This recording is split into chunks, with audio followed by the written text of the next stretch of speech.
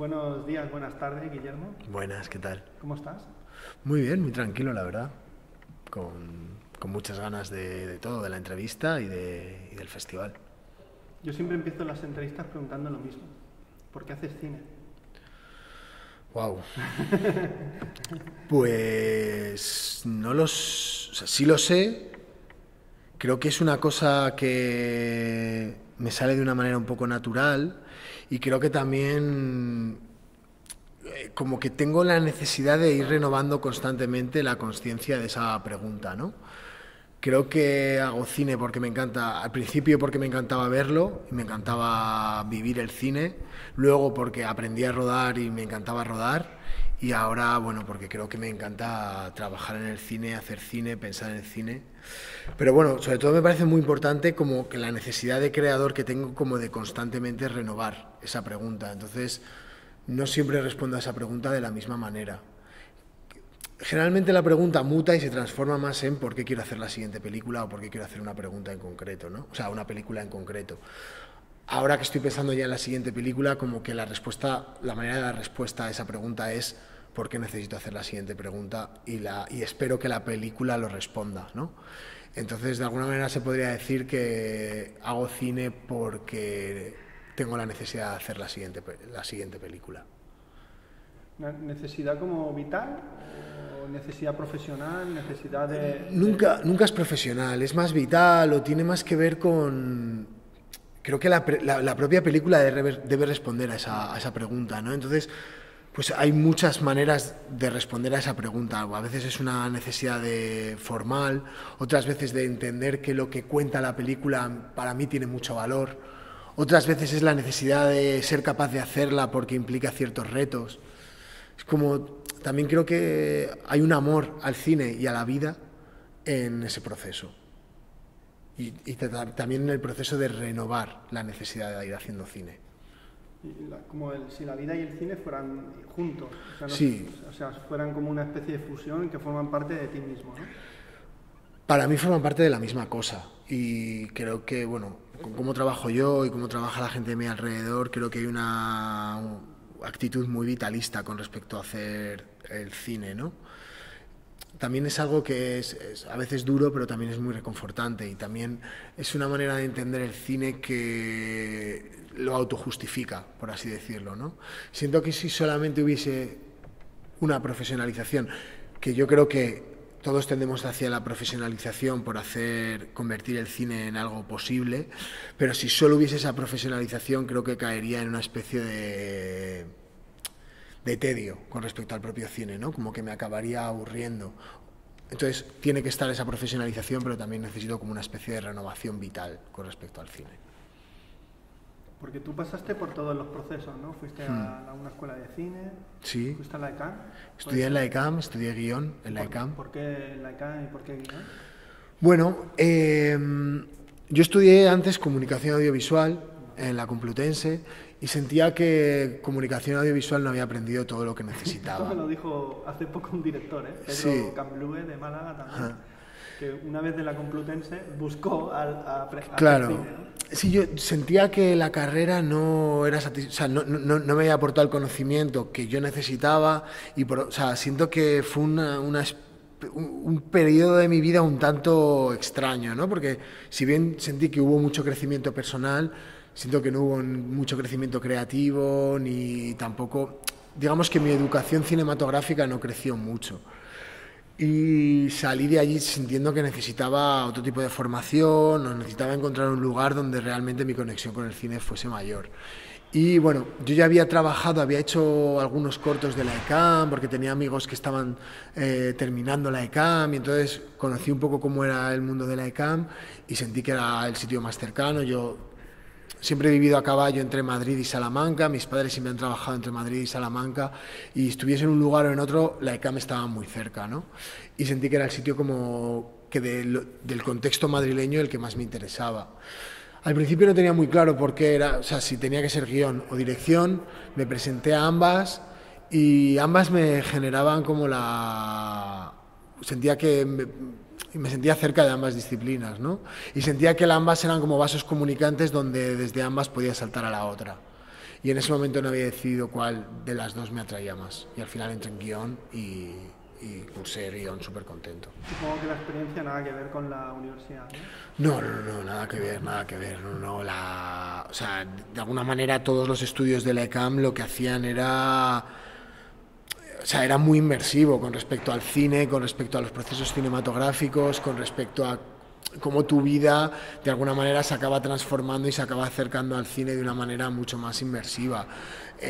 La facultad era otra cosa como muy distinta, no sentías el cine tan cercano. De hecho, una de las grandes frustraciones de la facultad era que tú sentías que querías llegar a algo y nunca llegabas a tocarlo.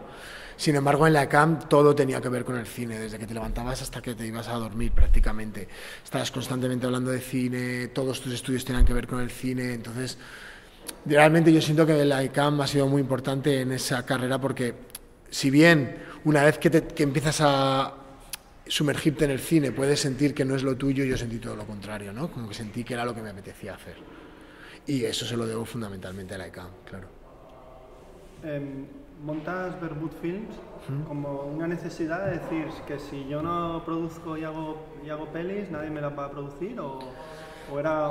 En gran medida sí. Acabas conociendo a 4 o 5 y dices, tenemos que hacer esto, ¿no? Bueno, Vermouth lo montamos Rafa Alberola y yo, vale. Los dos estudiamos, nos conocimos en la ECAM y los dos fuimos alumnos de guión de la misma promoción de la ECAM, entonces íbamos juntos a clase y cuando acabó la ECAM decidimos montar Vermouth un poco porque nos dimos cuenta de que era la manera de autoproducirnos y por lo menos empezar a crecer creativamente fuera de la ECAM, ¿no? Sí que estábamos un poco preparados y se cumplió, ¿no? Como esta sensación de que al salir de la ECAM como que hubo un par de años como de miedo al vacío, ¿no? Y bueno, ¿y ahora qué? Y ahora... ¿Cómo remar en esos años de acabas de salir de la ECAM? Digamos que has tenido años de mucha actividad, pero ahora esa actividad tienes que ser tú, digamos, el motor de esa actividad.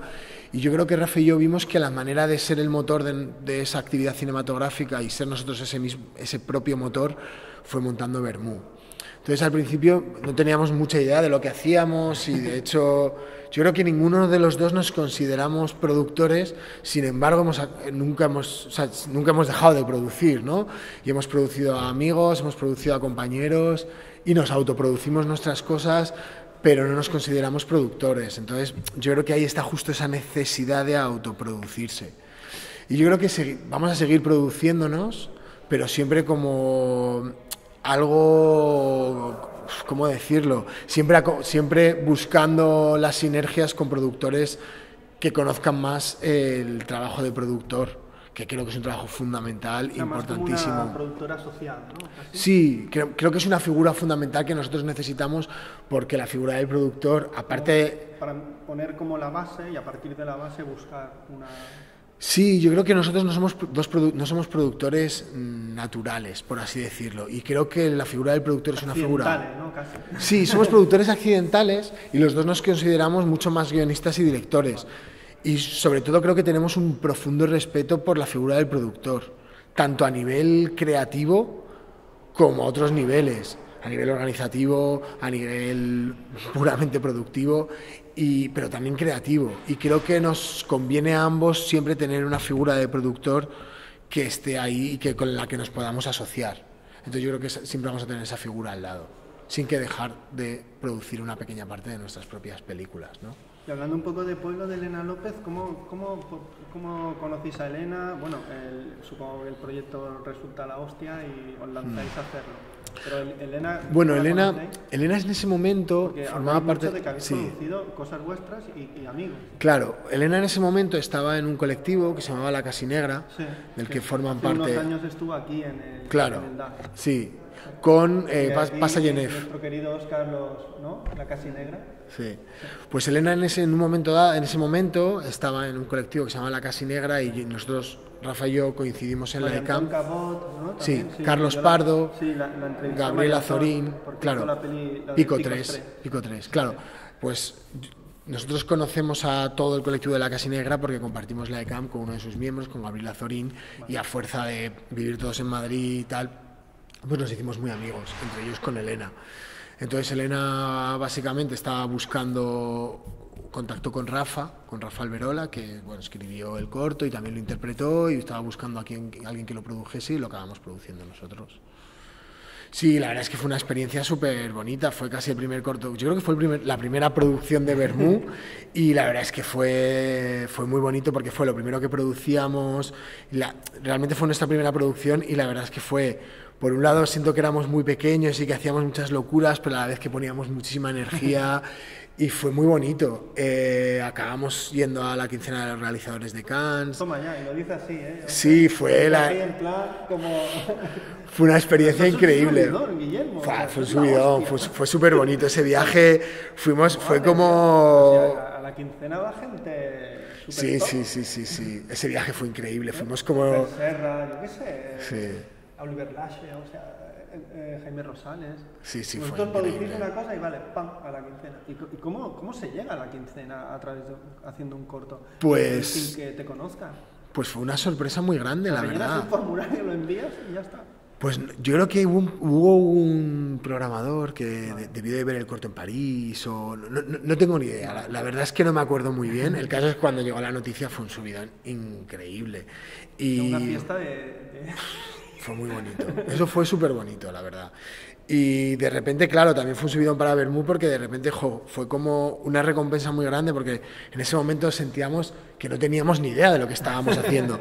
Y de alguna manera fue como, bueno, pues hemos hecho algo, ha salido bien, el recorrido luego de pueblo fue muy guay, y un poco lo que fuimos haciendo a partir de ahí, poquito a poco, pues como que fue confirmando que la línea que estábamos siguiendo era la correcta, ¿no?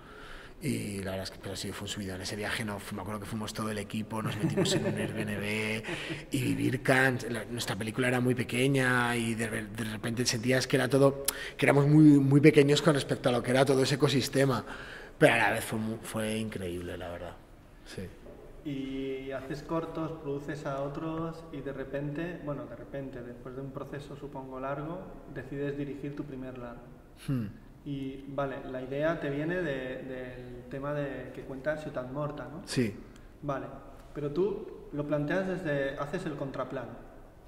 Haces desde el desconocido, que todavía sigue siendo un desconocido, que tira la maceta, pero tú le pones cara y ojos y como un grupo de amigos, y en una noche, en la maldita noche, ¿no? Como yo puse en mi texto, la maldita noche, la larga noche y maldita para ellos.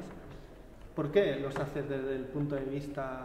Porque tú lees la noticia y ¿cómo fue el proceso de llegar a hacer el contraplano, ¿no? Hacer la película desde el punto de vista de los... que bueno, que en ningún momento lo vas a desvelar, o sea, pones de un grupo de amigos, uno de ellos lo ha hecho, pero no sabemos quién. Claro.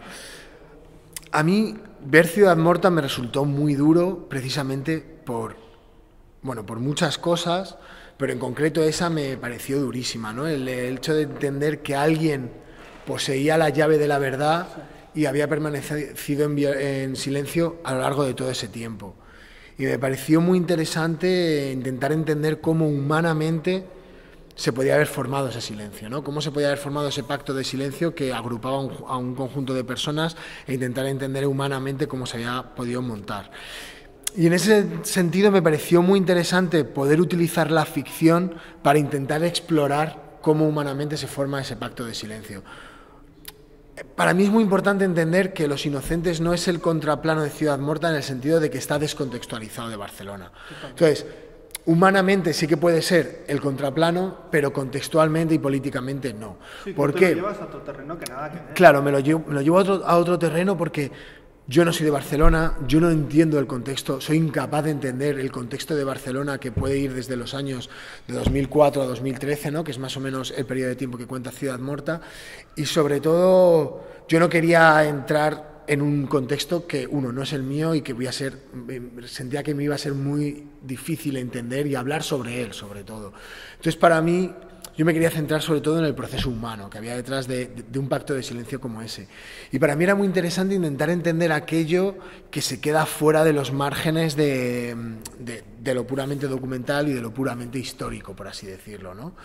Entonces, básicamente le planteé el reto a Rafa de intentar explorar cómo se puede enfrentar alguien de nuestro contexto, entonces alguien de nuestra clase social, de un mundo que podría ser el nuestro, y cómo se enfrenta a una noche aciaga como esa, ¿no? Cómo se enfrentan a una situación como la que plantea la película, y tratar de plantearlo con honestidad, como si nos ocurriese a nosotros mismos, y colocándonos nosotros en un contexto como ese, ver qué ocurre.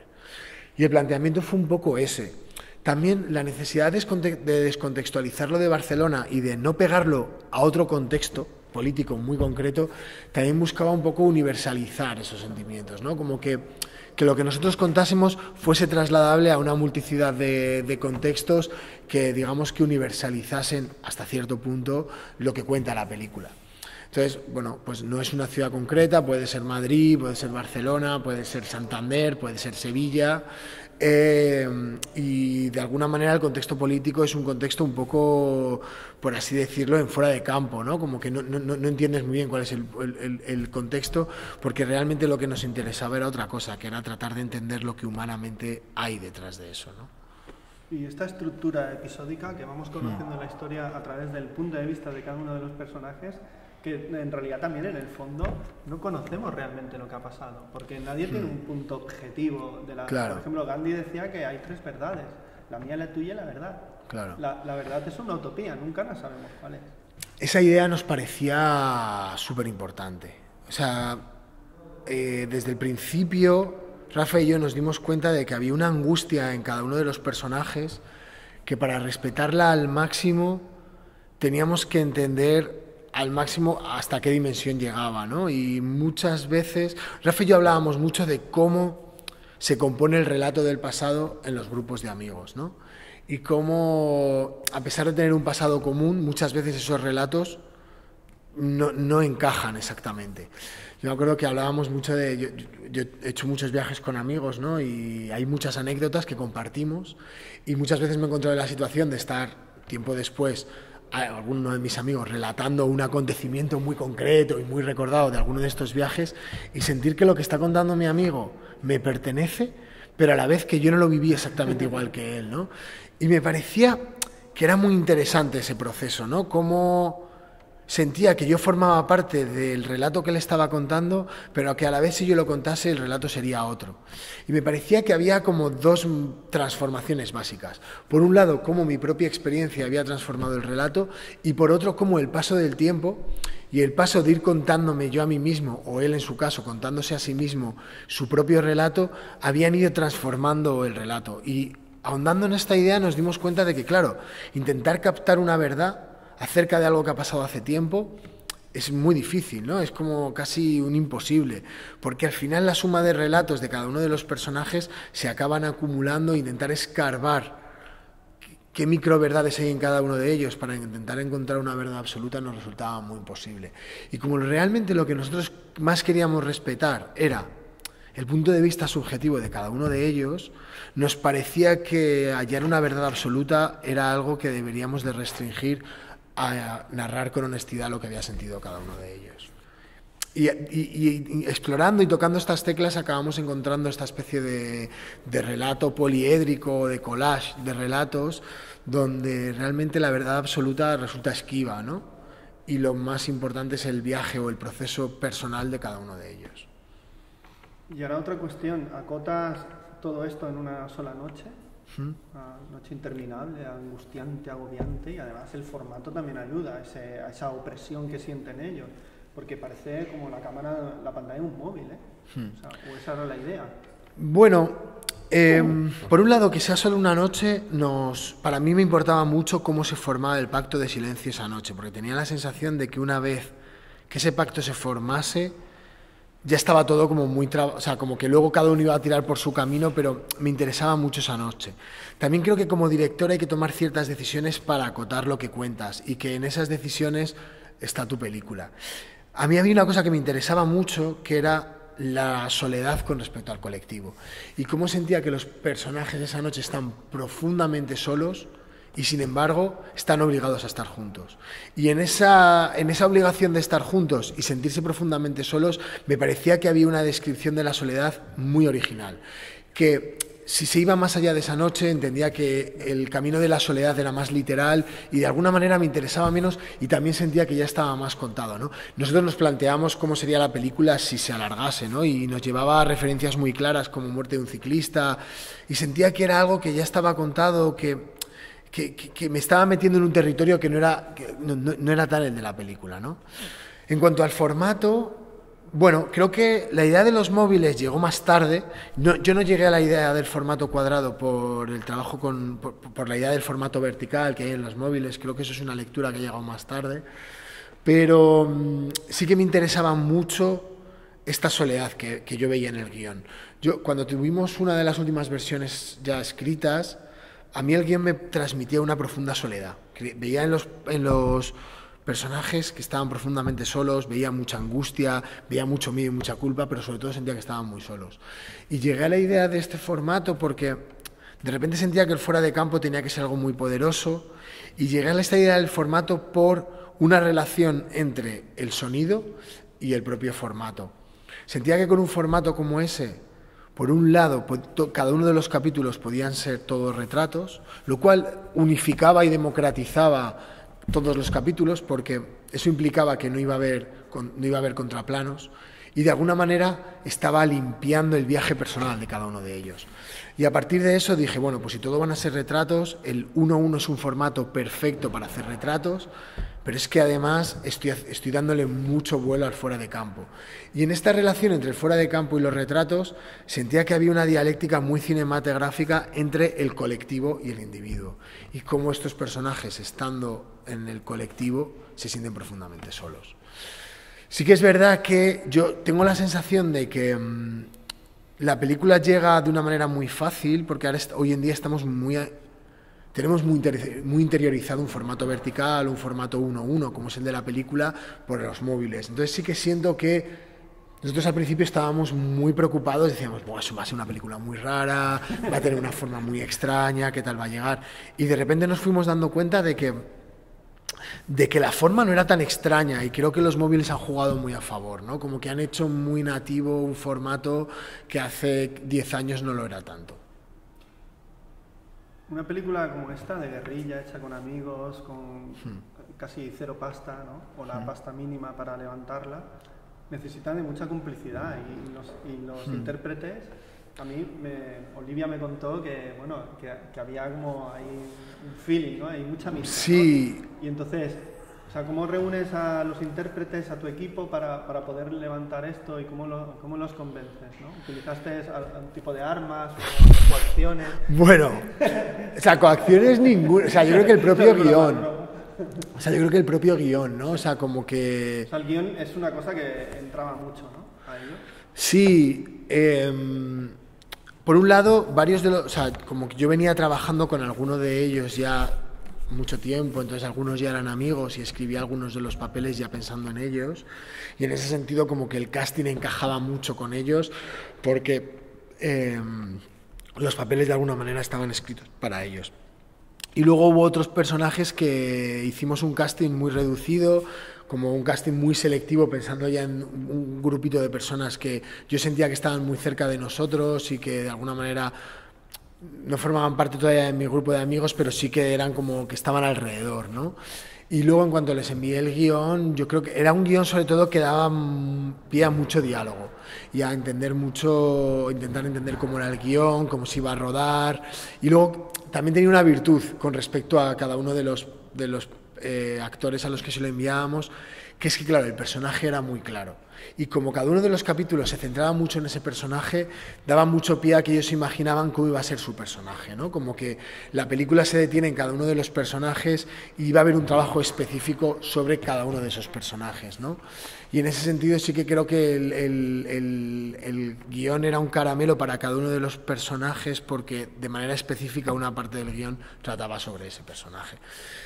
Y yo creo que fue fundamentalmente el guión lo que más atrajo a los que no nos conocían tanto. Luego también es verdad que enviando un poco enviándoles los trabajos que habíamos hecho, contándoles un poco la manera en la que trabajábamos. Creo que ese siguiente paso como que se consiguió, ¿no? Y los que tenían más dudas, pues de repente como que les interesó mucho intentar trabajar en la película y quisieron trabajar en la película. Y de hecho, ahora mismo yo creo que todos los actores de la peli pues somos amigos y... Y a muerte con... Sí, claro, total. A Olivia la cambias completamente, parece otra... A mí me cuesta reconocerla. Pone Olivia del Camp, pero luego en la película digo, bueno, ¿y Olivia no? ¿De verdad es Olivia la que sale? Sí, o sea, te cuesta mucho, la caracterización es brutal.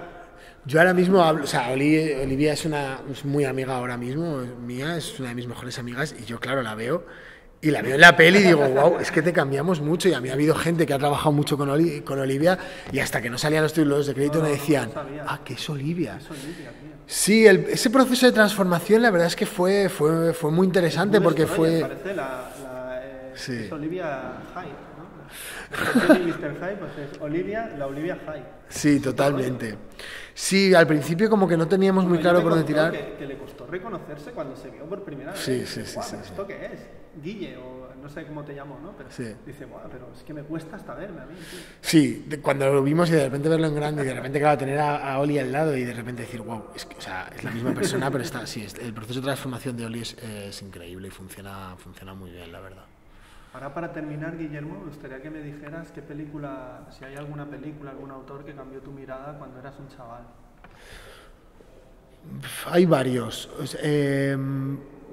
Yo creo que el que más ha transformado mi mirada ha sido Kubrick.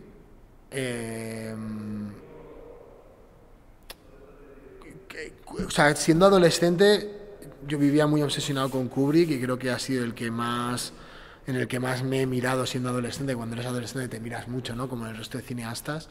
Y el que más he admirado siempre ha sido Kubrick. Creo que, no sé, la profundidad con la que trabaja sus películas, esta mezcla de perfección en cuanto al contenido y la forma, es algo en lo que para mí es súper importante, ¿no? Y creo que con toda la distancia del mundo, por supuesto, y con toda la humildad del mundo, como que para mí es algo que me obsesiona mucho, ¿no? Como que contenido y forma se relacionen de una manera muy intensa y creo que esa necesidad de buscarlo lo reconozco mucho en Kubrick, también en mi abuelo, en Juan Benet.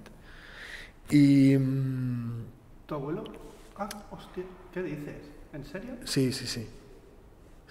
¿Uno de los mayores escritores de este país es tu abuelo? Sí, bueno, mayores escritores, no sé. Sí, hombre. Sí, Estás reconocido así, por la gente que entiende, no lo digo yo. Sí, bueno. Si entras en internet, claro. Juan Benet, claro. El aire de un crimen. Sí, eso es. ¿Te gustó la película que se hizo sobre la novela? Hace que no la veo muchísimo. A mí me fascinó esa película. Sí. ¿Y Requiem, no? Bueno, ese es Ramón J. Sender. Sí, Requiem por un campesino español es de Ramón J. Sender. Sí. Pero es la misma generación de escritores, sí, ¿no? Total. De hablar de ese trasfondo que... Sí. Hostia, qué guay. Sí, y luego otros directores que me han marcado mucho, pues están también... Bergman, también un poco por lo mismo, y últimamente me tiene también muy obsesionado Tarkovsky, no sé, sobre todo los escritos de Tarkovsky, me parece que tiene una manera de... El cine también, por supuesto, el cine de Tarkovsky me parece increíble, pero en los escritos me parece que hay una sabiduría y una manera de encarar el cine que me parece fundamental, y me siento muy cercana a ella. ¿Y una última peli que te haya flipado mucho? Pues mira, he visto... Decirme, José, tienes que verla. Pues he visto Otra Ronda el otro día y me gustó muchísimo. Me parece una película, bueno, como casi todas las de Thomas Vinterberg, me parece un peliculón. ¿Qué más he visto últimamente? Bueno, Otra Ronda es que me gustó un montón. ¿Qué